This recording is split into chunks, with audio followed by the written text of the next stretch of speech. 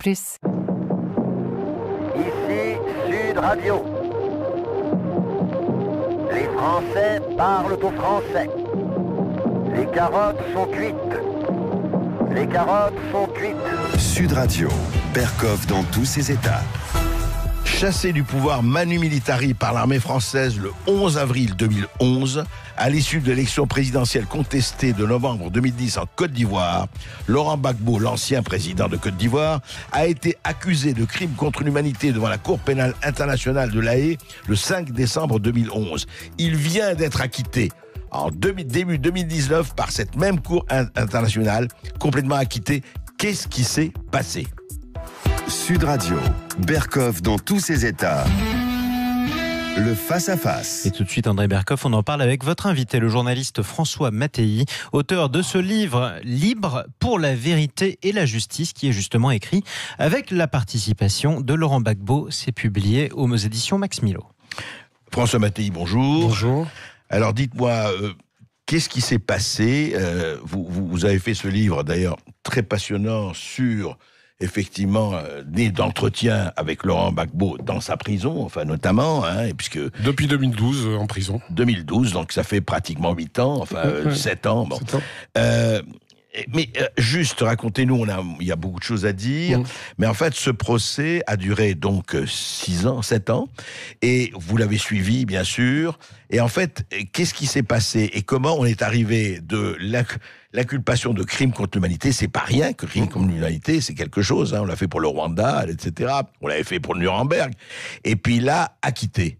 Qu'est-ce qui s'est passé et on n'a pas beaucoup de temps, mais enfin, on peut le raconter. Oui, c'est d'autant plus intéressant d'expliquer la genèse de tout ça qu'il y a beaucoup d'ignorance en ce qui concerne les affaires africaines, et je dirais les affaires de la France en Afrique. De la France-Afrique, oui, d'accord. Enfin, entre autres. Il paraît qu'elle a disparu. D'accord. On s'aperçoit avec le cas, le dossier Gbagbo, qu'elle n'a pas disparu. Parce qu'en vérité, le dossier qui a été bâti pour accuser Laurent Gbagbo, je dis bien bâti, a été monté pour se débarrasser d'un homme politique africain qui est très différent des autres, franchement différent des autres, qui est de façon exacerbée démocrate, qui a payé toute sa vie pour ses idées, ses convictions, dans la mesure où depuis l'âge de 20 ans, il est allé 3 fois en prison. La dernière fois, c'est à La Haye. Mais à l'époque, c'était au début... Vous dites qu'il est... C'est un vrai démocrate. C'est un vrai démocrate. Il est plus démocrate. Et il est intègre. Vous dites qu'il est intègre. Il est tout à fait intègre. C'est quelqu'un qui... C'est pour ça que c'est très difficile d'expliquer ces choses-là à des gens qui ont une image du chef d'État africain. Ouais, des roitelets, etc. Du roitelet, qui a des appartements avenue Foch, parce que ces chefs d'État africains-là sont ceux que nous avons fabriqués. Je dis nous... nous Français, nous la France. Quoi. Après la colonisation et au moment des indépendances, il fallait qu'on garde la main sur un certain nombre d'intérêts politiques, stratégiques, économiques, et puis pour garder notre grandeur et notre grandeur et nos marchés. Et nos marchés, oui. Non, puis notre grandeur au niveau par exemple, de notre présence en tant que membre permanent du Conseil de sécurité. Alors, il fallait qu'on justifie. Alors, ce qui s'est passé, c'est que sur cette base-là, Gbagbo était très différent quand il est arrivé au pouvoir. Il voulait un rapport. Il est très francophile, il faut le savoir. C'est le plus francophile des chefs d'État africains. Il refuse de participer à des conférences en anglais. Il se fait traduire. Bon, il est passionné de littérature française, de politique française. C'est quelqu'un qui connaît la France et qui aime la France. Sa première femme était française, son fils est français, Michel. Bon, donc le problème, c'est qu'il voulait justement, partant des valeurs qu'il a acquises probablement en partie ici et par les enseignants français et blancs qu'il avait en Afrique, il croyait à nos valeurs.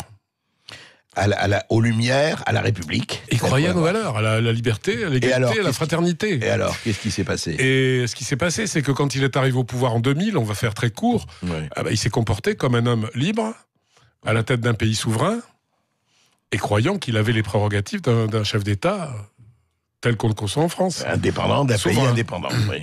Mais c'était pas le cas. Donc il s'est très vite heurté à l'Élysée. Parce qu'on dit la France, mais c'est l'Élysée. Chirac n'a pas supporté qui lui parle sur un ton d'égalité. Il y a eu des multiples scènes d'engueulade. Chirac disant vous faites ci, vous faites pas ça. Gbagbo lui répondant je suis chef de l'État, chef des armées, je dirige mon pays comme on l'entend. Ça s'est encore aggravé avec Sarkozy, qui lui en plus racontait tout ça d'ailleurs. Oui, qui en plus avait une amitié très très forte et a toujours une amitié très forte avec l'actuel président de Côte d'Ivoire, Alassane Ouattara. Et donc, il a, disons, favorisé son ami Ouattara. Il s'en cache pas, et Ouattara ne s'en cache pas non plus. Et aujourd'hui, d'ailleurs, Nicolas Sarkozy, il faut le savoir, est missionné par la Côte d'Ivoire pour des choses, des missions économiques, notamment au Qatar. Donc, vous voyez, tout ça fonctionne très bien entre amis. Et Gbagbo ne s'est jamais inscrit là-dedans. Gbagbo n'est ni franc-maçon, ni il a été à l'international socialiste, ils en ont plus voulu parce qu'il est trop indépendant. Il n'est pas, il n'appartient à aucun club. Il n'a jamais couru après quoi que ce soit. Il n'a pas de réseau. Il n'a pas de réseau. C'est grave. Oui, c'est très grave aujourd'hui. On finit en prison. Enfin, en tout cas, lui, est élu en 2000. En 2002, un coup d'État est monté. Je fais très court, mais tout est vérifiable et il n'y aura pas de procès, ne vous inquiétez pas. Un coup d'État est monté contre lui à partir du Burkina Faso voisin,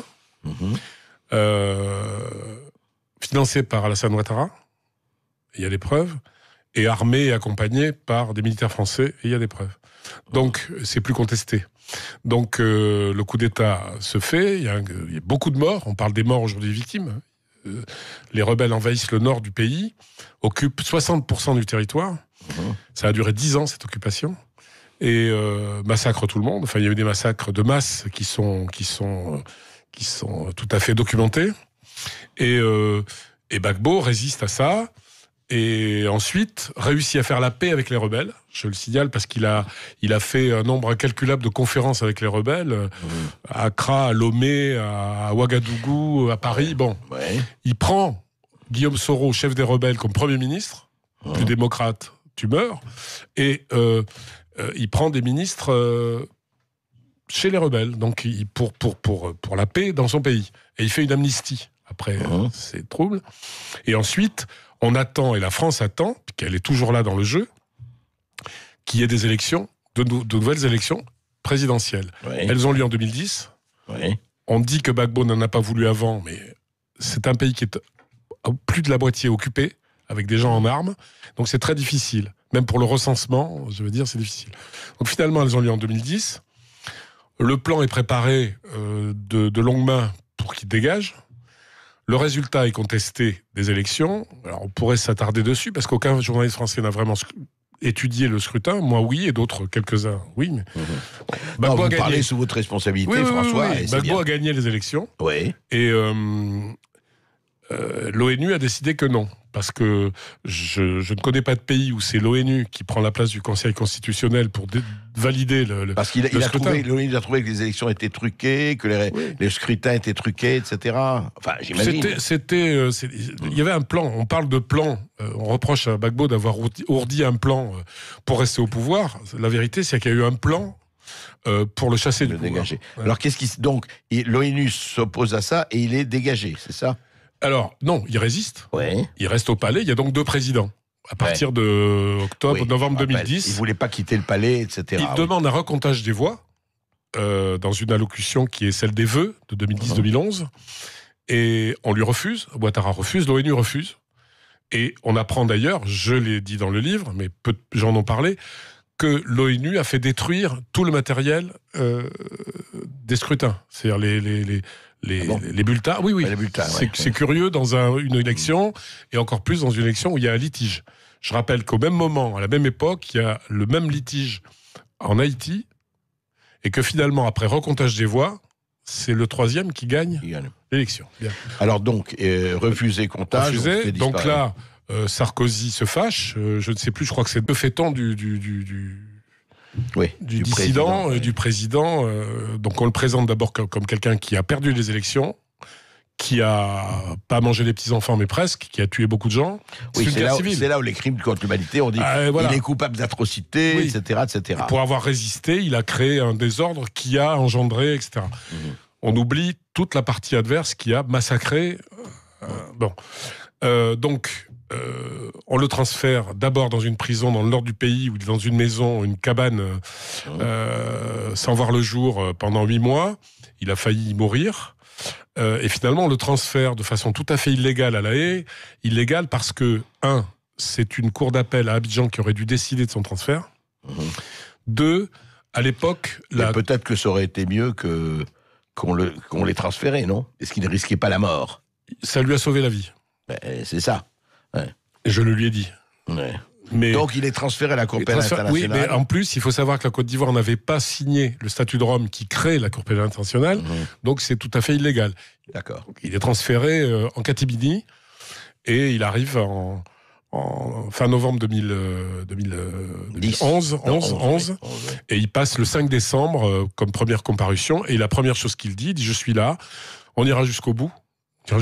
Il a accepté, bien qu'il le trouve injuste, ce procès, en disant je veux qu'on cite les faits, rien que les faits, et je voudrais qu'on sache qui a gagné l'élection, parce que tout dépend de ce problème-là. Et on lui répond, mais ici c'est pas un tribunal politique, on ne parlera pas des élections. Et là, on fabrique un dossier de charge. Quand je dis qu'on fabrique, on va en parler, si vous voulez, après. Alors justement, non, parce qu'on a malheureusement, on pourra en parler pendant des heures, mais on a peu de temps. Ce que je voudrais savoir, c'est que quand vous dites, François Mattei, vous êtes journaliste, vous êtes journaliste professionnel, vous savez ce que c'est que je ne dis pas la neutralité, parce que je ne crois pas à la neutralité, mais une certaine objectivité. Oui. Quand on dit, est-ce qu'il n'y a aucune charge, parce que quand on accuse quelqu'un, je redis, de crime contre l'humanité, c'est pas rien. Et vous dites, c'est faux, il n'y a pas aucune charge vraiment de ce genre ne pèse contre Laurent Gbagbo. Alors, je vais vous dire une chose. Je suis étonné par la réaction de certains commentateurs aujourd'hui, après le verdict de la Cour pénale internationale.